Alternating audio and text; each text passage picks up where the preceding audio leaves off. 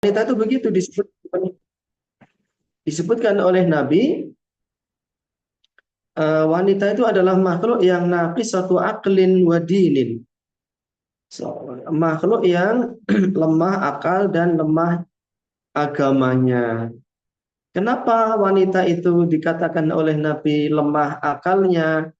Karena kalau dia berhadapan dengan takdir, ya menemui hal-hal yang tidak dia sukai, atau ternyata takdir menyatakan dia itu tidak bisa meraih sesuatu yang ia idam-idamkan, maka dia akan stres, dia akan mudah terguncang, dia akan mudah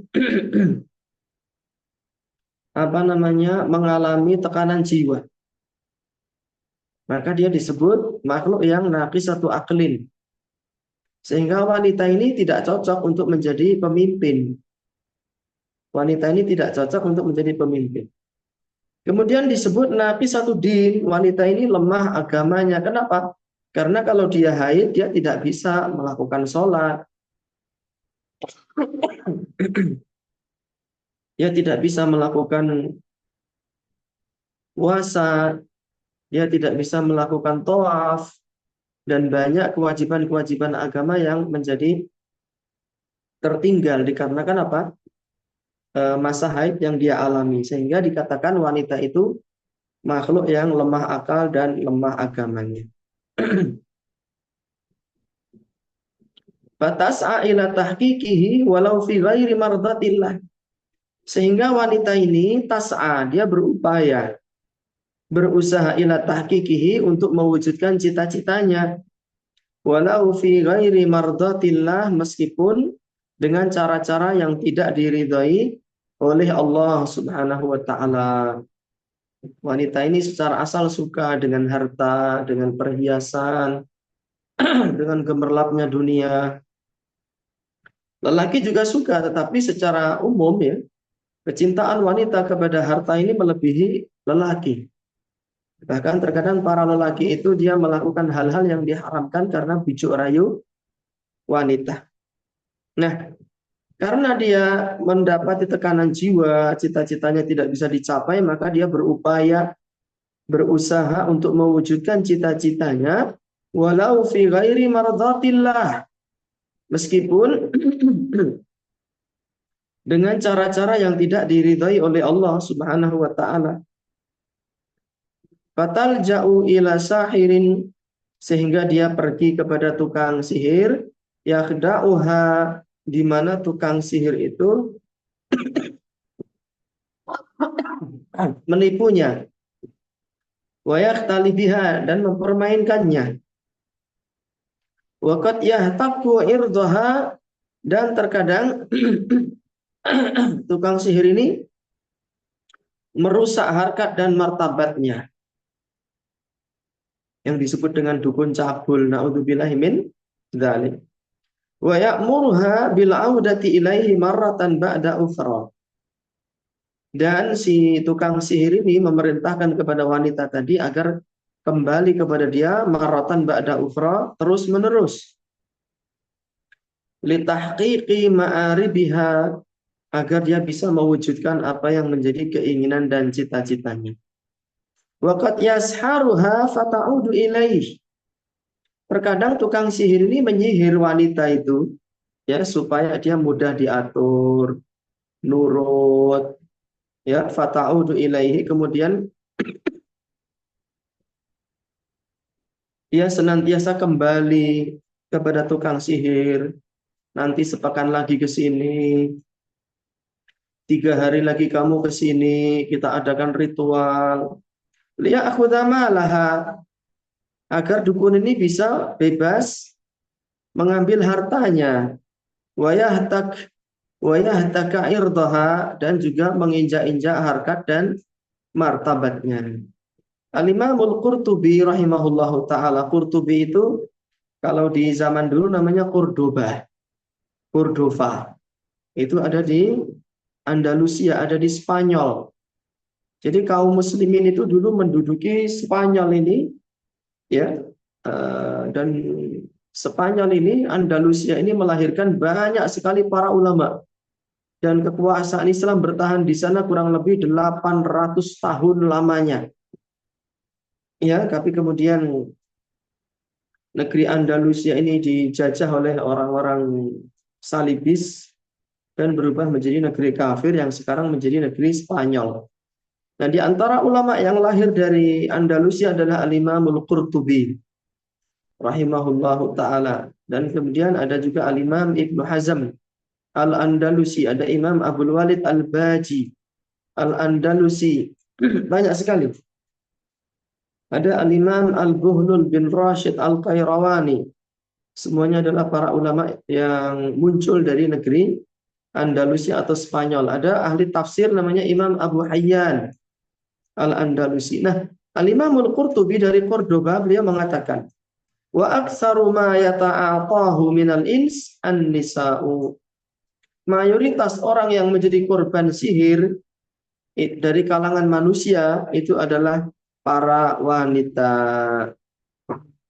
Wa khasatan fi hali tamthihinna. Wabil khusus saat para wanita ini berada di masa-masa haid. Tamthihinna ay haidhihinna, yaitu di masa-masa haid.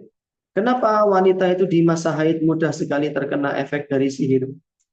Entah dia menjadi pasien tukang sihir atau dia menjadi korban dari tukang sihir. Seperti tadi kita isyaratkan di awal, wanita ini naqisatu din, makhluk yang lemah agamanya. Kapan dia lemah agamanya? Saat dia sedang haid. Ya, dia merasakan mungkin rasa sakit, dia marah-marah, ngomel-ngomel, sedikit zikirnya, ketika haid dia tidak sholat, ya, dia tidak puasa, terkadang juga jadi malas membaca kitab suci Al-Quran, padahal wanita haid itu tidak dilarang dari membaca kitab suci Al-Quran menurut pendapat yang rajih. Wanita yang haid juga tidak dilarang duduk di masjid untuk mengikuti pengajian. Ya, ini satu hal yang perlu kita sampaikan agar kelemahan agama yang ada pada diri wanita tidak semakin menjadi-jadi. Taruhlah memang wanita tidak boleh sholat ketika sedang haid, tidak boleh puasa, tapi dia tetap bisa melakukan ketaatan-ketaatan yang lain dengan berzikir misalnya, membaca kitab suci Al-Quran, mengikuti pengajian, duduk di masjid selama darahnya aman, tidak tercecer, tidak mengotori masjid. Tidak mengapa. Imam Al-Qurtubi mengatakan yang paling sering menjadi korban sihir dari kalangan manusia adalah wanita, terutama di saat mereka sedang haid. Wa aktsaru hatabi jahannama hunnan nisa'u. Dan mayoritas kayu bakar yang ada di neraka jahanam, mayoritas makhluk yang menjadi kayu bakarnya neraka jahanam adalah para wanita. Na'udzubillahi min dzalik. Qala Nabi sallallahu alaihi wasallam. Nabi sallallahu alaihi wasallam bersabda, "Uritun nara." Aku diperlihatkan neraka, faida, maka tiba-tiba aku mendapati aksaru ahlihan nisa'u. Mayoritas penghuni neraka adalah para wanita. Muttafaqun alaih, ini adalah hadis sahih. Riwayat Bukhari di dalam Kitabul Iman, di dalam bab kufranul ashir, yaitu mengkufuri apa? Mengkufuri pemberian suami. Maka kepada para wanita yang diberikan sifat, diberikan karakter pendiam, banyak-banyaklah bersyukur. Karena para wanita itu dia masuk neraka gara-gara dia suka mencaci, terutama mencaci suaminya saat mungkin nafkah yang dia terima tidak sesuai yang diharapkan. Suaminya bekerja, berdagang, atau sebagai karyawan, dia memberikan nafkah yang sedikit, lalu dia marah-marah, ngomel-ngomel, suaminya dimaki-maki, kemudian dia menghibah tetangganya pagi, siang, sore, dengan alasan apa?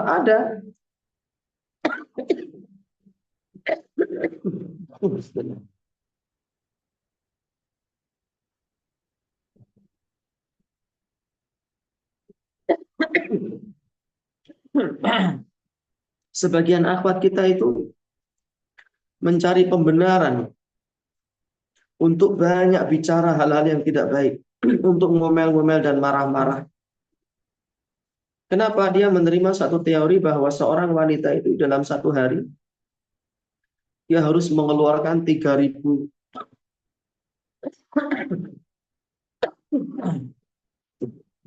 kata dalam satu hari. Ini teori dari mana kalau bukan dari orang-orang Barat? Adapun Nabi Shallallahu Alaihi Wasallam,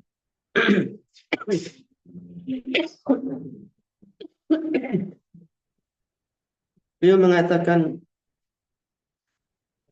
min husni islamil mar'i tarkuhu ma la ya'ni. Di antara tanda kebaikan Islam seseorang adalah meninggalkan hal-hal yang tidak bermanfaat. Kita mengerti wanita itu secara asal memang suka ngomong, tapi bukan berarti keinginan suka ngomong, apalagi suka ngomel-ngomel, itu kemudian kita carikan pembenaran. Nggak boleh seperti itu. Kita tetap mengatakan seorang muslim yang baik, itu dia menghindari hal-hal yang tidak baik berupa ucapan.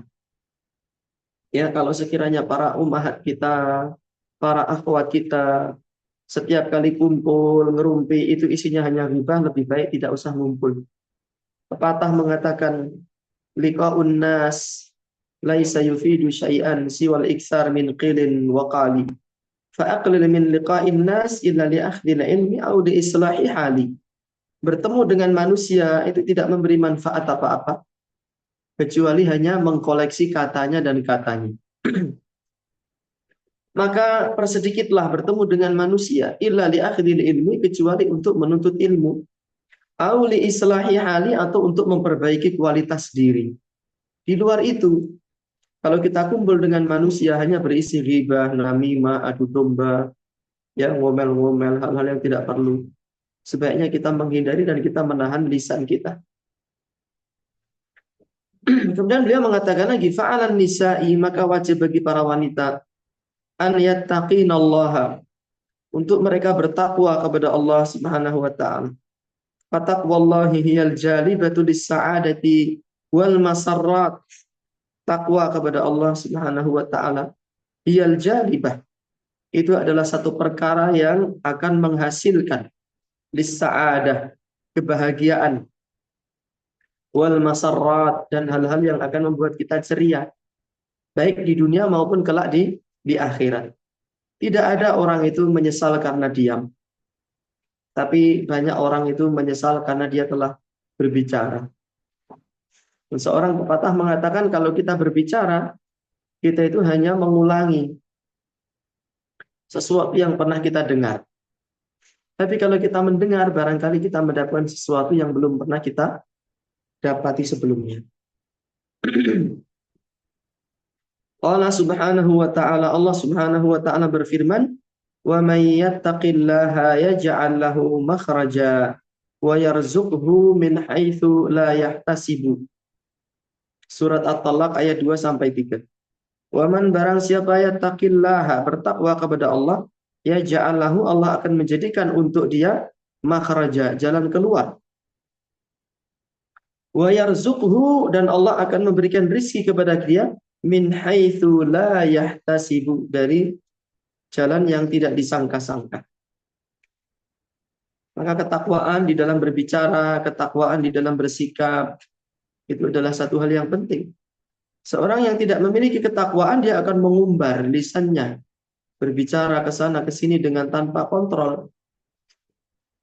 Ya, dengan dalih wanita itu suka ngomong, dengan dalih wanita itu setiap hari harus mengeluarkan 3.000 10.000 kata. Itu teori-teori ya yang jika hanya mengakibatkan kita itu banyak omong, dan omongan kita justru akan memberatkan hisabnya kita kelak di akhirat, maka selayaknya kita menghindarinya.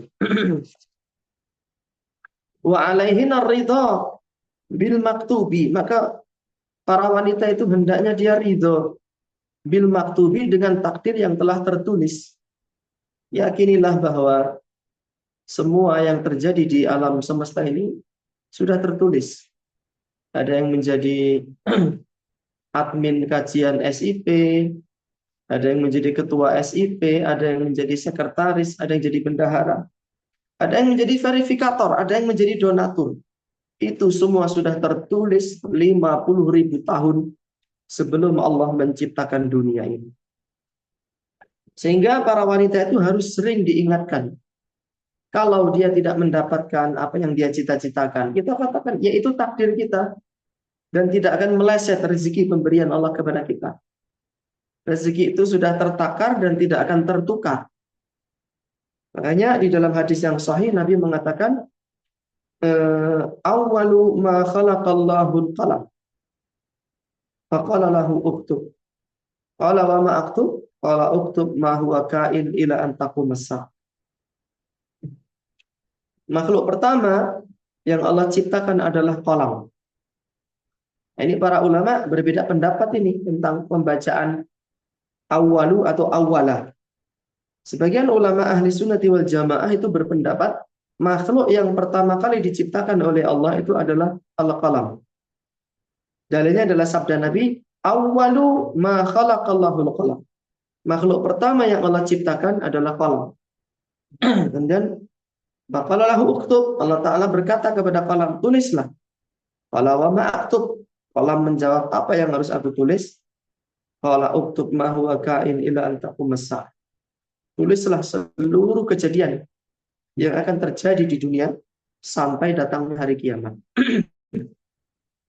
Adapun sebagian ulama ahli sunnah yang lain berpendapat makhluk yang pertama kali dicipta oleh Allah itu adalah arsy.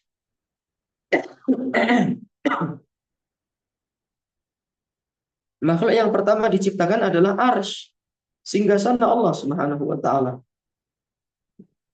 Sehingga mereka membaca hadis tadi bukan awalu tapi awwala. Awwala ma khalaqallahu qalam. Maksudnya terjemahnya adalah awwala itu menunjukkan keterangan waktu. Saat pertama kali Allah menciptakan kolam, jadi kolam itu tidak menjadi yang pertama. Saat pertama kali saya memberi nasi kepada anak saya yang nomor 2, saat pertama kali saya memberi nasi kepada anak saya yang nomor 2, berarti anaknya itu bukan yang pertama, tapi dia nomor 2. Tapi saat pertama kali itu menunjukkan waktu. Saat pertama kali Allah menciptakan pena, begitu. Jadi pena bukan makhluk yang pertama, tapi makhluk yang pertama adalah arsy. Ala kulli hal, seluruh kejadian yang terjadi, rizki yang kita terima, kesehatan yang kita sandang, sakit yang kita derita, termasuk sihir yang menimpa kita, itu seluruhnya sudah tertulis di Allahul Mahfud. Sehingga kalau kita mendapati takdir tidak sesuai dengan keinginan kita, tidak perlu kita itu menempuh cara-cara yang haram.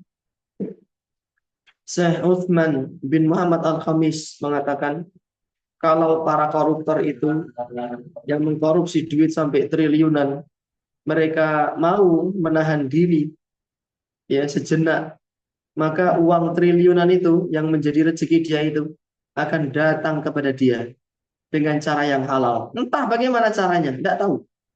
Tapi kebanyakan orang rata-rata tidak sabar. Tidak sabar menanti datangnya rizki, kemudian dia menempuh cara-cara yang haram. Korupsi, mencuri, menipu, sumpah palsu, transaksi riba, dan lain sebagainya. Sehingga rizki itu datang kepada dia dengan cara yang haram. Na'udzubillah min dzalik. Kalau kita sabar, tidak menempuh cara yang haram, kalau memang itu menjadi rezeki kita, rezeki itu akan datang. Mencari kita, sebagaimana kematian juga akan mencari kita. Cepat atau lambat rezeki itu akan mendatangi kita. Dan kita tidak akan mati sampai kita melunaskan seluruh rezeki yang Allah tetapkan bagi kita. Fa'alaihina ridha bil maktub, maka wajib bagi para wanita untuk ridha terhadap takdir Allah. Wa an la yabi'na dinahunna bil ahwa'i wal amani, dan jangan dia menjual agamanya dengan hawa nafsu dan angan-angan. Ya, itu sudah di indas saharati wal afakin, menjual agamanya dengan hawa nafsu dan angan-angan di hadapan para tukang sihir dan para tukang perusak dari kalangan dukun. Nabi Shallallahu Alaihi Wasallam bersabda dalam hadis yang sahih, "Badiru bil a'mali fitanan kaqita'il lailil mudlim." Bersegeralah kalian melakukan amal-amal saleh, karena akan datang fitnah seperti potongan malam yang gelap gulita. Ya, seorang mukmin di sore hari, dia menjadi orang kafir di pagi hari. Seorang mukmin di pagi hari, dia menjadi orang kafir di sore hari. Apa sebabnya? Ya bi'u dinahu bi'aradin minad dunya. Dia menjual agamanya ditukar dengan secuil kesenangan dunia yang sedikit. Ya, cinta ditolak, dukun bertindak. Ini orang yang menjual agamanya. Kemudian supaya jadi kaya, dia pergi ke dukun, melakukan praktek-praktek ritual pesugihan. Ini contoh orang di pagi hari beriman, ya sore harinya dia pergi ke dukun, kufur dia. Ya bi'udinahu bi'aradin minad dunia. Dia menjual agamanya, menjual akidahnya dengan dunia yang sedikit. Padahal pada pertemuan yang lalu, Syekh Abdul Muhsin bin Muhammad Al-Qasim sudah mengatakan bahwa hal yang paling berharga yang dimiliki oleh seorang muslim adalah akidahnya. Harta, jabatan, kecantikan, ya, suami, istri, anak-anak, termasuk nyawa kita sendiri, itu tidak lebih berharga dibandingkan akidah kita. Kalau seseorang kehilangan nyawa di dunia, dia merasakan rasa sakit semenit, 2 menit, ya setengah jam. Dia merasakan rasa sakit setengah jam. Tapi kalau dia kuat mempertahankan akidahnya, tidak menukar dengan kekufuran, kemurtadan, kesyirikan, kelak ia akan masuk ke dalam surga Allah dan dia bahagia selama-lamanya. Adapun orang-orang yang menjadi pasien sihir, mempelajari sihir, atau bahkan dia menjadi tukang sihir, waliyadzubillah, mungkin dia mendapatkan apa yang dia cita-citakan di dunia, tapi sebentar saja, sebentar, ya, sebulan, 2 bulan, setahun, 2 tahun. Setelah itu harta itu lenyap karena tidak berkah. Dan yang lebih mengerikan adalah efek kelak di akhirat. Dia akan masuk neraka. Dikatakan oleh Allah, kullama nabajat juluduhum badalnahum juludan ghairaha. Setiap kali kulit ahli neraka itu matang, gosong, hancur, kami ganti dengan kulit yang baru, liyadzuqul adzab, agar mereka bisa merasakan azab itu dengan sangat pedih. Dan teman-teman sekalian yang dirahmati oleh Allah Ta'ala, luka yang paling pedih, yang paling menyakitkan itu adalah luka yang menimpa kulit. Kalau seseorang kecelakaan, ya, dagingnya disayat dengan satu sayatan, mungkin terkena besi, terkena potongan plat baja, lalu tersayat, itu sakit. Tapi tidak seperti orang yang kulitnya itu terkelupas. Kalau kulitnya mengelupas, itu sakitnya luar biasa. Atau kena luka bakar di kulitnya, sehingga kulitnya hancur. Wah, itu sakitnya luar biasa. Kenapa? Karena saraf-saraf itu untuk merasakan rasa sakit itu adanya di bawah kulit. Maka siksaan yang diberikan oleh Allah kepada penghuni neraka itu menyerang kulit. Kullama nadajat juluduhum, setiap kali kulitnya hancur, kulitnya gosong, kulitnya terkelupas, kulitnya remuk, kami ganti dengan kulit yang baru, liyadzuqul adzab, agar seseorang itu merasakan pedihnya azab Allah Subhanahu wa ta'ala.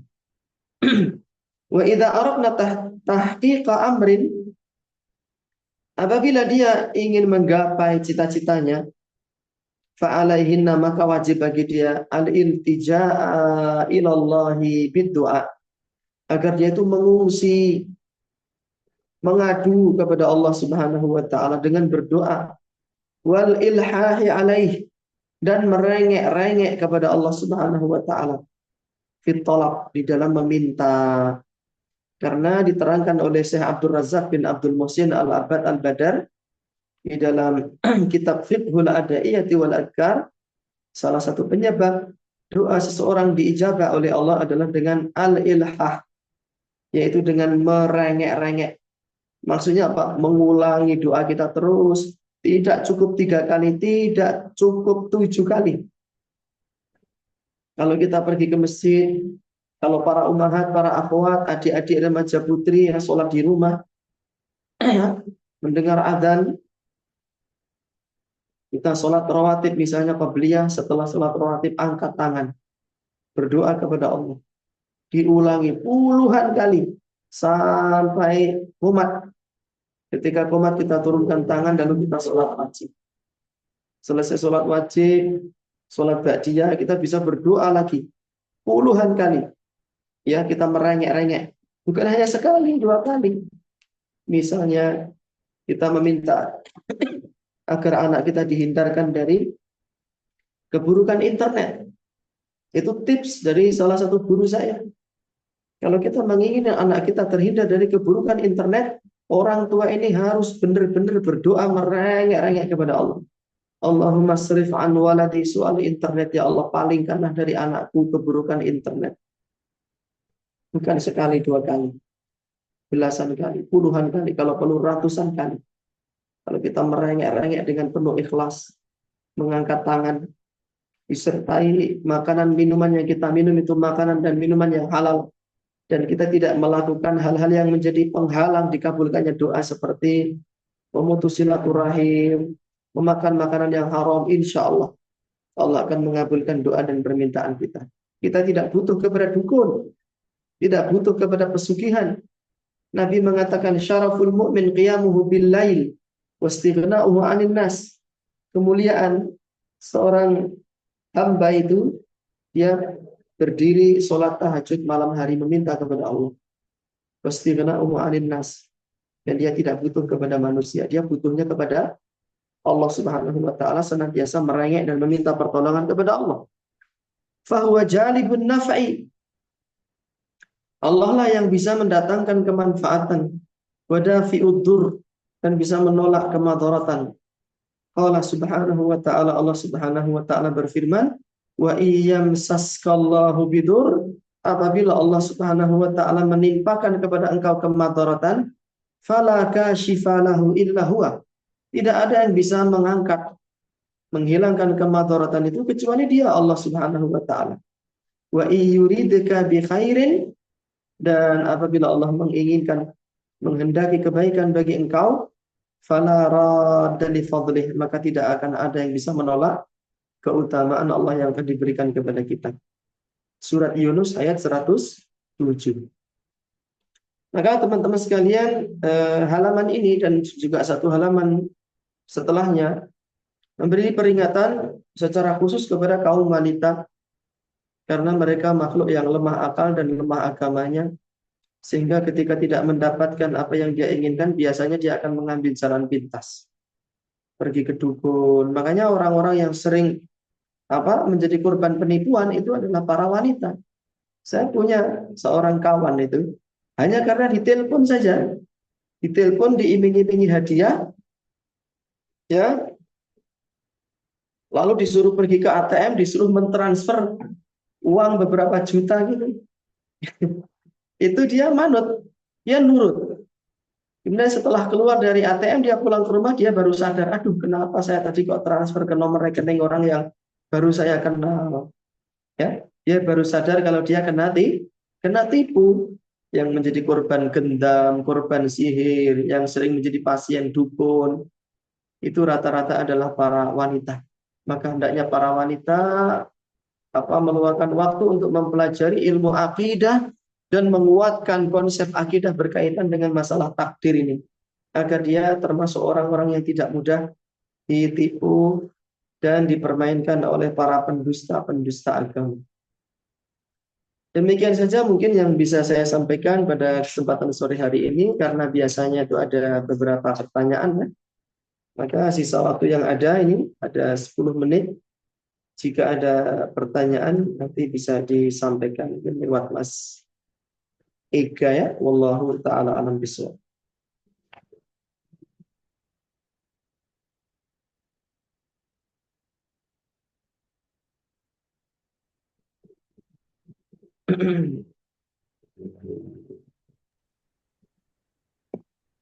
Silahkan Mas Iga atau admin kajian untuk melanjutkan acara berikutnya. Apa mau ditutup, apa mau ada pertanyaan?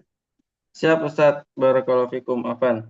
Eh, ini insya Allah kita akan masuk ke bagian tanya jawab. Silakan Bapak Ibu Ya. jika ada pertanyaan bisa disampaikan melalui kolom chat. Nanti biar kami yang membacakan untuk dijawab oleh Ustadz. Atau bisa langsung bertanya dengan membuka atau raise hand. Oh, udah ada yang raise hand Ustadz. Udah ada yang raise hand. Dari Ibu Emi Apriliani, silakan Ibu untuk di-unmute. Assalamualaikum warahmatullahi wabarakatuh, Ustadz. Ahsanallahilaikum, Ustadz. Izin Silakan Ibu. bertanya, saat ini kan di luar yang sihir dan yang seperti Ustadz terangkan tersebut kan, sekarang juga termasuk adanya angka sial dan feng shui dan segala macamnya itu ya Ustadz ya. Iya, Itu benar. kita kalau misalnya ada teman melakukan itu gitu loh, tapi sudah tahu bahwa itu tidak boleh, tapi suaminya menginginkan. Itu kalau kayak gitu kita tetap boleh misalnya numpang sholat di rumahnya nggak ya Ustadz ya? Oh iya. Karena Sudah. masuk ke rumahnya juga dihitung Ustadz, tanggal segini, tanggal sekian gitu loh. Begitu dia mau pindah rumah tuh, jadi saya jadi kalau mau sholat jadi was-was gitu Ustadz. Karena kan kebetulan Iya. rumahnya agak strategis, kita suka numpang-numpang sholat gitu Ustadz. Iya. Baik itu aja Ustadz, jazakumullah khairan kasiron. Iya. Terima kasih jazakallah khairan kepada Ibu Emi yang sudah menyampaikan pertanyaannya tentang keberadaan sahabat, teman atau tetangga kita yang masih meyakini keyakinan-keyakinan syirik, meyakini keberadaan angka sial. Perlu saya sampaikan bahwa kesyirikan ini merupakan dosa terbesar yang tidak akan diampuni oleh Allah jika pelakunya tidak bertaubat. Dan kesyirikan ini kalau sudah menimpa seseorang, dia akan merusak akal sehat. Makanya Abu Jahal itu, ya, meskipun dia pinter secara ilmu duniawi, dia kaya, dia ganteng juga, kemudian dia memiliki jabatan, dia berdarah ningrat juga, dia dari Bani Hashim, nasab yang mulia. Tetapi Allah Subhanahu wa taala memberi gelar kepada dia Abu Jahal. Pentolannya kebodohan, gembongnya kebodohan.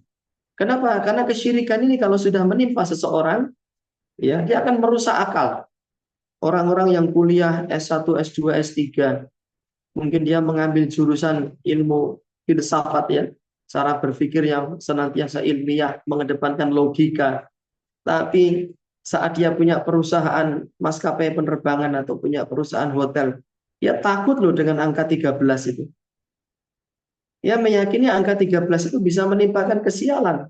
Ini logika model mana yang mengatakan begini? Jadi sesuatu itu tidak boleh kita anggap dia menimbulkan manfaat, menimbulkan madarat kecuali ada keterangan dari ilmu pengetahuan modern. Atau kalau tidak ada dari ilmu pengetahuan modern, ada keterangan dari syariat kita yang mulia, dari Al-Quran, dari Sunnah. Kalau dari dalil tidak ada keterangan, dari ilmu pengetahuan modern tidak ada keterangan yang mengatakan bahwa perkara itu bisa menimbulkan madarat. Kok kita meyakini satu perkara itu bisa menimbulkan sial, maka kita telah terjerumus ke dalam kesyirikan. Kemudian para jamaah yang dirahmati oleh Allah Ta'ala, harus dibedakan hukum antara orang kafir asli dengan orang Islam yang terjerumus dalam kesyirikan. Kalau orang kafir asli, ya, ya dia tidak berlaku hak-hak orang Islam bagi dia. Kita tidak boleh salam kepada dia, ya, tidak boleh mewarisi hartanya, tidak boleh dikuburkan bersama orang Islam. Tapi kalau orang Islam, hukum asalnya dia Muslim, lalu terjerumus ke dalam kesyirikan, ini tidak boleh divonis secara personal. Wah, berarti dia orang kafir. Berarti dia kalau salam nggak usah dijawab. Kalau mati nggak usah dimandiin, nggak usah dikafanin, nggak usah disolatin. Enggak begitu. Ya, tetap kita menasihati dengan cara yang baik. Adapun hukum status sholat di rumahnya dia, selama rumah itu bersih dari benda-benda yang najis, nggak apa-apa kita sholat di situ. Karena syarat sahnya sholat itu adalah bersihnya badan kita dari benda-benda najis dan hadas. Dan juga bersihnya lokasi sholat kita dari kenajisan. Kalau sholat itu tidak ada anjingnya, ya. Kalau ada anjingnya ya lebih baik kita jangan sholat di situ. Karena air liur anjing itu najis, jangan-jangan dia menderum di situ. Ada air liurnya anjing di situ. Tapi kalau dia masih muslim atau dia taruhlah dia orang kafir, tapi rumahnya itu tidak ada anjingnya, tidak ada babinya, tidak ada benda-benda najis di situ, ya, tidak ada berhalanya di situ. Tidak mengapa kita numpang sholat di sana dan tidak mempengaruhi apa status keabsahan sholat kita. Demikian itu yang bisa kami sampaikan. Wallahu taala alam bishawab. Baik Ustadz, syukran wa jazakumullah khairan atas jawabannya. Barangkali Ibu dan Bapak jemaah kajian yang dirahmati Allah, jika ada pertanyaan bisa langsung bertanya melalui membuka audio langsung atau resen seperti Ibu Emi tadi, atau bisa bertanya melalui kolom chat. Barakallahu fikum. Silakan Bapak Ibu jika ada pertanyaan.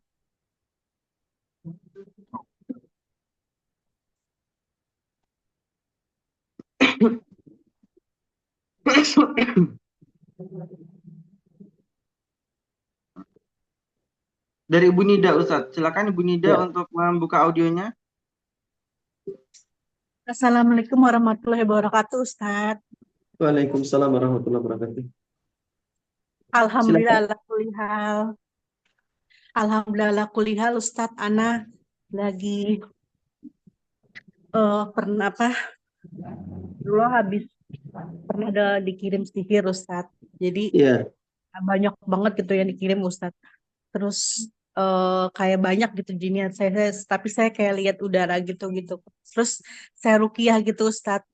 Terus tapi saya dibilang sama dokter katanya skizofrenia, itu katanya bisikan-bisikan, padahal yang saya ada rasakan adalah itu adalah sihir, Ustaz. Ya. Terus kemudian itu saya ruqyah mandiri ya, Ustaz ya. Dan juga Betul. saya kalau di rumah saya ada kamar di belakangnya itu ada pohon yang besar gitu, Ustaz. Saya kalau tidur tuh kok kayak nggak nyaman gitu ya, Ustaz ya. Terus saya suka rep-repan tuh kalau tidur tuh kayak padahal saya udah jikir Kamar rep-repan. gimana tadi? Apa? Kalau pas lagi ada di satu kamar tuh, saya kalau tidur tuh suka ini Ustadz kayak rep-repan gitu, kayak ditindihin gitu ya. Audionya putus ini, Bu. Oh putus ya, Nggak Kak? kedengaran suaranya. Iya, Oh iya. putus. Halo? Coba langsung ke pertanyaan gimana coba? Oh iya. Jadi kalau rumah itu bisa diruqyah dengan apa ya Ustadz ya? Apa dengan surat Al-Baqarah aja atau Iya. bagaimana ya Ustadz ya? Kemarin kan saya habis ngecat rumah. Saya coba ruqyah baca ayat kursi, kulhu, falak, anas gitu Ustadz. Terus kalau untuk ruqyah rumah tuh apa hanya perlindungan Al-Baqarah atau gimana ya Ustadz? Ada gangguan apa yang dialami di rumah itu? Jadi saya setiap tidur tuh pernah kayak seperti ditindihin gitu loh Ustadz. Iya. Itu Kayak aja. ditindihin. Padahal saya udah baca jikir tidur, udah lengkap jikirnya yang banyak dari rumahshow.com kan banyak tuh Ustadz, bukan hanya Iya, iya. ayat kursi dan kulhu falak anas, jadi banyak lagi kan, ada Al-Baqarah, ada surat Iya. pokoknya banyak gitu yang di rumah. Coba Selain itu ada tapi lagi nggak ada? mudah-mudahan kayak ada Sudah. kiriman gitu loh Ustaz. Iya, kayak ada kiriman gitu loh Ustaz. Jadi tidur saya buat nggak nyenyak gitu loh Ustaz. Jadi kan saya bagaimana ya Ustaz ya? Terus juga kiriman penyakit juga gitu Ustaz. Itu tapi alhamdulillah kulihal saya berharap udah berhenti gitu saat ini juga. Itu gimana ya amalannya ya Ustaz ya? Apa saya perlu diruqyah dengan Ustaz atau perlu ruqyah mandiri aja Ustaz gitu? Iya, iya. Sudah ketangkap insya Allah pertanyaannya. Ya, baik, jazakumullah khairan Ustadz ya. Assalamualaikum warahmatullahi wabarakatuh. Waalaikumsalam warahmatullahi wabarakatuh. Tentang ruqyah rumah itu iya benar. Nabi mengatakan innal baita alladzi tuqra'u fihi suratul Baqarah yafirru minhu syaitan. Sesungguhnya rumah yang dibacakan di dalamnya surat Al-Baqarah setan akan lari. Ini secara asal, tetapi tidaklah satu perkara itu disyariatkan melainkan ada syarat dan juga hilangnya penghalang. Ya. syaratnya sebagian ulama mensyaratkan pembacaan surat Al-Baqarah itu sekali duduk di rumah itu. Kemudian penghalang-penghalang yang harus kita hindari, keberadaan boneka, keberadaan gambar makhluk hidup, keberadaan jimat, keberadaan lonceng, keberadaan anjing. Karena Nabi Shallallahu Alaihi Wasallam mengatakan innal malaikata, sesungguhnya para malaikat itu la tadkhulu baitan fihi suwarun wala kalbun. Malaikat itu tidak akan pernah mau masuk ke dalam rumah yang ada gambar makhluk hidupnya, yang ada anjingnya.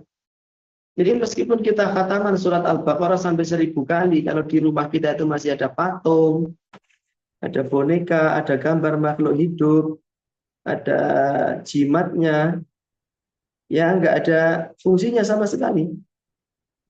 Seperti orang yang menghidupkan, menggenjot motornya, tapi nggak ada bensinnya, nggak akan nyala, ya seperti itu. Kemudian rumah itu kenapa diruqyah? Kalau memang ada gangguan, kalau tidak ada gangguan maka nggak perlu.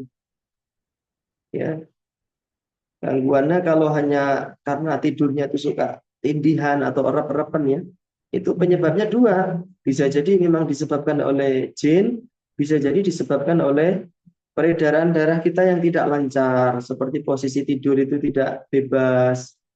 Ada orang tidur miring ke kiri, atau dia tengkurap, atau dia jingkrung. Kata orang Jawa jingkrung itu apa? Meringkuk ya, meringkuk.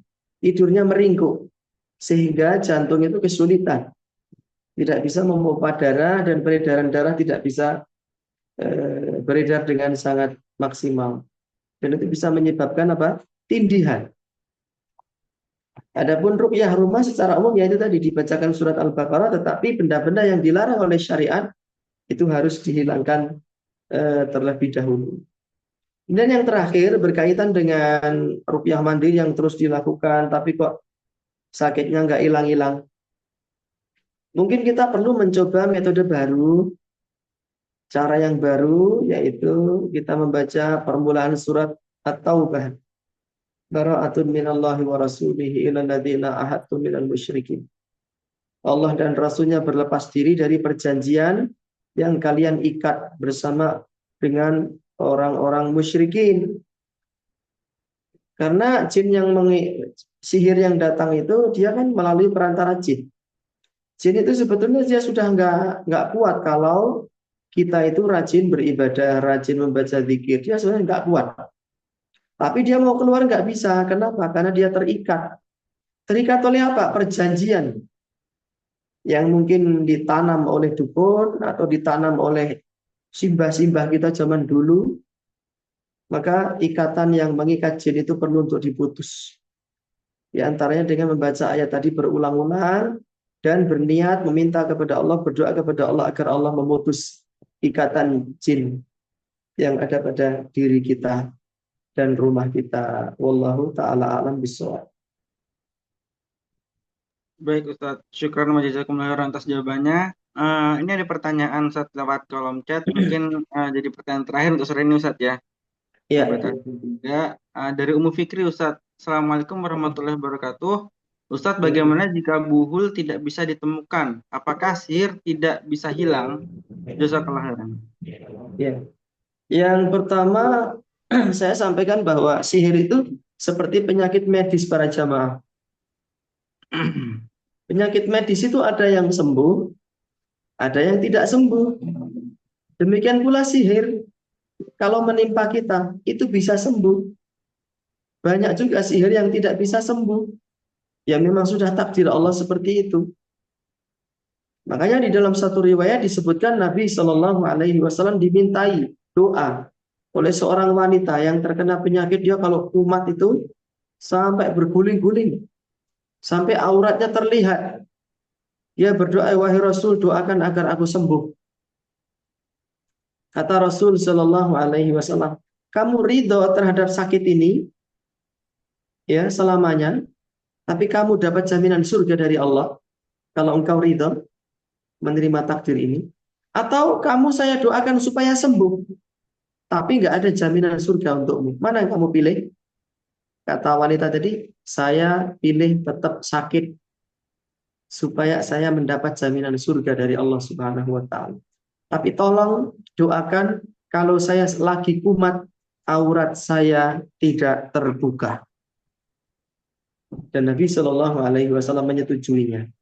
Hadis ini teman-teman sekalian menjadi dalil bahwasanya terkadang sihir itu tidak bisa sembuh. Apakah kalau diruqyah mesti sembuh? Nggak ada jaminan. Sebagaimana juga penyakit medis. Apakah kalau sakit itu dibawa ke dokter spesialis di Singapura sana mesti sembuh? Banyak juga yang gagal.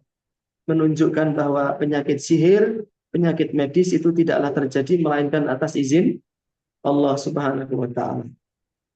Ini yang pertama. Yang kedua, bagaimana kalau buhulnya itu tidak ketemu, apakah bisa sembuh? Bisa. Cuma agak repot dan agak lama. Karena buhul itu merupakan apa? Cara paling cespleng ya. Cara paling mujarab ya untuk mengakhiri sihir. Dan jamaah sekalian perlu mengetahui bahwasanya buhul itu tidak mesti berupa benda yang ditanam, ya, digantung di rumah. Yang bahaya itu sihir itu, benda sihir itu kalau tertelan para jamaah.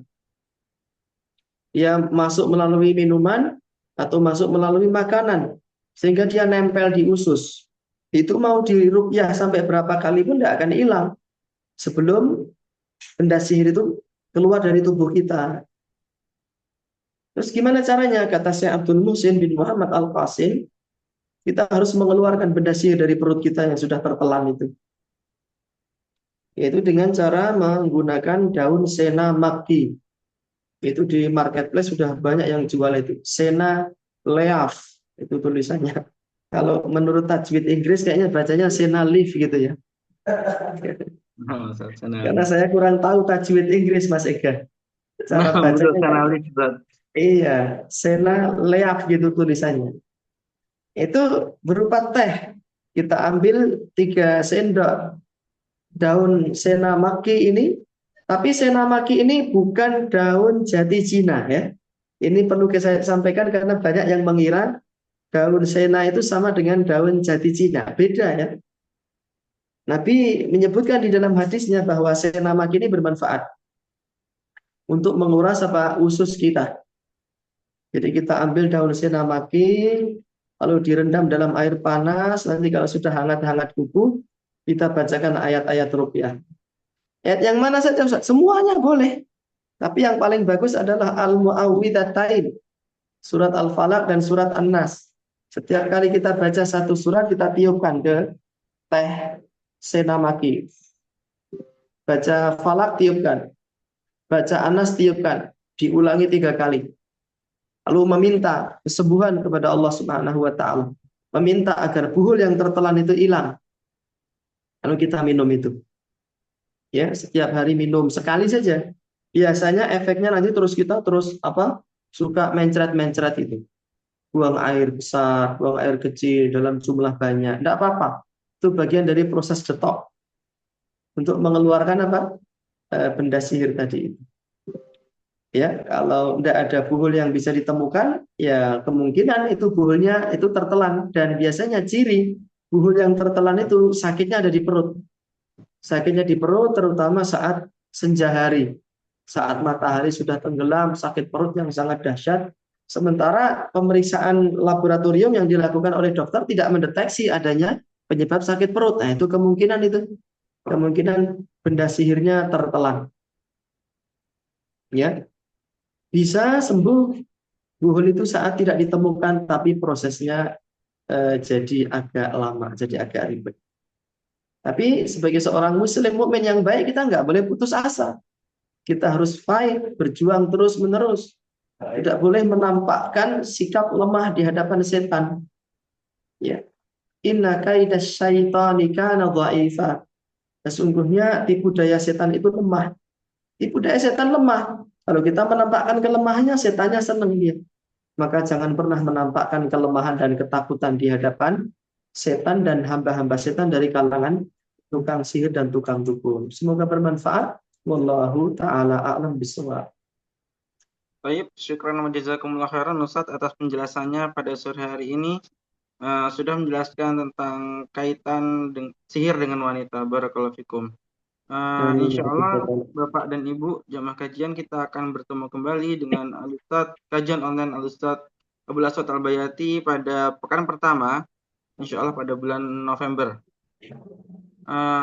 Baik, kita tutup kajian pada sore ini dengan doa kafatul majelis. Subhanakallahumma bihamdika asyhadu an la ilaha illa anta astaghfiruka wa atubu ilaik.